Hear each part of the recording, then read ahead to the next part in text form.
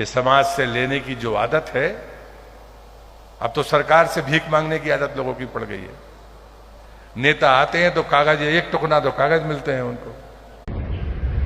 आदरणीय देश के प्रधानमंत्री नरेंद्र मोदी जी, आदरणीय प्रदेश के मुख्यमंत्री मोहन यादव जी, भारतीय जनता पार्टी के राष्ट्रीय अध्यक्ष जी, प्रहलाद पटेल साहब ने जनता को आवेदन देती हुई जनता को कहा कि आप भिखमंगे हो, आप जो आवेदन देते हो भिखारियों की फौज है। ये आवेदन 20 साल की सरकार के कुकर्मों का आईना है और मैं समझता हूं कि प्रहलाद पटेल जी ने जहां उस जनता का तो अपमान किया जिससे वोट लिया, पर आपकी सरकार के चेहरे को भी बेनकाब किया है।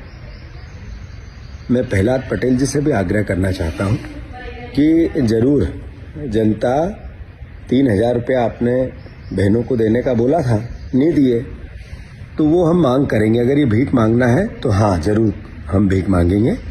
आपने किसानों को 6000 सोयाबीन, 3100 के धान के दाम, 2700 के गेहूं के दाम बोला था। अगर आप ये नहीं करोगे तो हम डिमांड करेंगे, जनता करेगी, हाँ हम भीख मांगेंगे। मैं फिर से 4000 का गैस सिलेंडर, 450 का गैस सिलेंडर, साथ ही साथ 2.5 लाख नौकरियां और जिस तरीके की सरकारी योजनाओं का लाभ जो आम परिवारजनों को मिलना चाहिए वो नहीं मिलेगा तो आवेदन भी आएंगे और सरकार, जनप्रतिनिधि, मंत्री, विधायक, सांसद सबसे मांग भी होगी।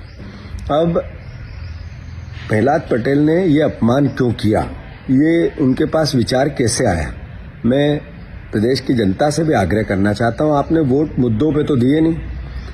मध्य प्रदेश से 20 साल की भारतीय जनता पार्टी की सरकार ने जिस तरह की अराजकता की, करप्शन किया, भ्रष्टाचार किया, आपके बच्चों को बेरोजगार किया, प्रदेश को कर्जदार बनाया, किसानों को आत्महत्या का प्रदेश बनाया, उन मुद्दों को आपने नहीं देखा।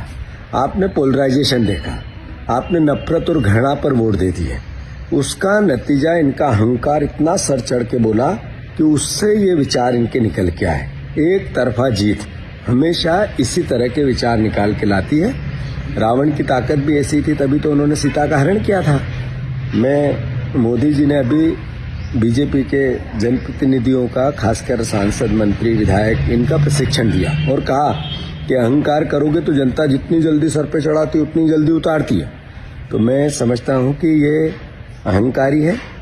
तो देश के प्रधानमंत्री को एहसास होगा इस बात का। मैं ट्विटर के माध्यम से उनको भेज रहा हूं ये वीडियो, पर इनका इस्तीफा नहीं हुआ तो इसका मतलब है कि देश के प्रधानमंत्री, भारतीय जनता पार्टी का भी विचार उनके साथ सम्मिलित है। हम विपक्ष में, हमारा दायित्व है हम इस लड़ाई को, जनता के सम्मान की लड़ाई को लड़ें और इनका इस्तीफा मांगें।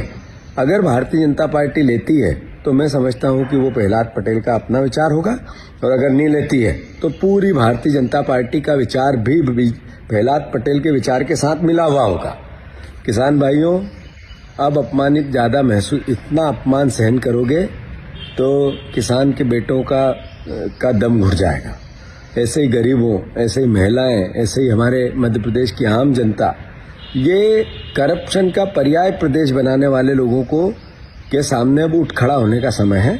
प्रहलाद पटेल का इस्तीफा होना चाहिए और इस कांग्रेस की भावना में जनता की भावना भी मिले, इसका मैं जनता से भी आग्रह करता हूं। धन्यवाद। क्या आप महंगी दवाओं के खर्चे से परेशान हैं? अब इस चिंता से मुक्त हो जाइए। दवाओं के खर्चे में कीजिए 90% तक की बचत। दवा इंडिया जेनेरिक फार्मेसी के साथ उच्च गुणवत्ता और कम कीमत दोनों एक साथ। 1500 से अधिक दवाइयां उपलब्ध, सभी उत्पाद FDA द्वारा प्रमाणित। हमारा पता है Dava India generic pharmacy, Sugandha complex, Parkota सागर।